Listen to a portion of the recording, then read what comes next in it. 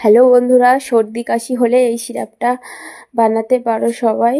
তো এটা হলো রাম তুলসী গাছ, আমাদের বাড়ি রয়েছে রাম তুলসী। তো চলো দেখা যাক কিভাবে বানিয়েছি আমি। জল গরমে বসিয়ে দিয়েছি, আর এইগুলো রাম তুলসী পাতা আর তুলসী পাতা আর তেজপাতা, আদা বাটা, মরিচ গুঁড়ো, লবঙ্গ, এলাচ সব একটু মানে বেটে নিয়েছি। এবার আমি রাম তুলসী পাতা আর তুলসী পাতাগুলোকে ভালো করে ধুয়ে নিয়েছি। এবার ওইগুলো কুচো কুচো করব, ভালো করে ধুয়ে নিতে হবে। ধুয়ে নিয়ে কুচো কুচো করে কেটেছি। আর এদিকে দেখো, জলটা যখন ফুটছে তখন দিয়ে দিলাম ওই পাতাগুলো।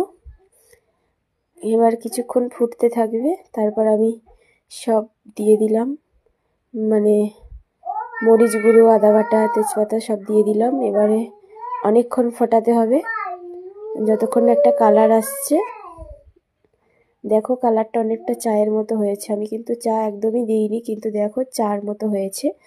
তো এটা খেলে সর্দি কাশি অনেকটাই সেরে যায়। আমি এটা বানিয়েছি, তাই শেয়ার করলাম।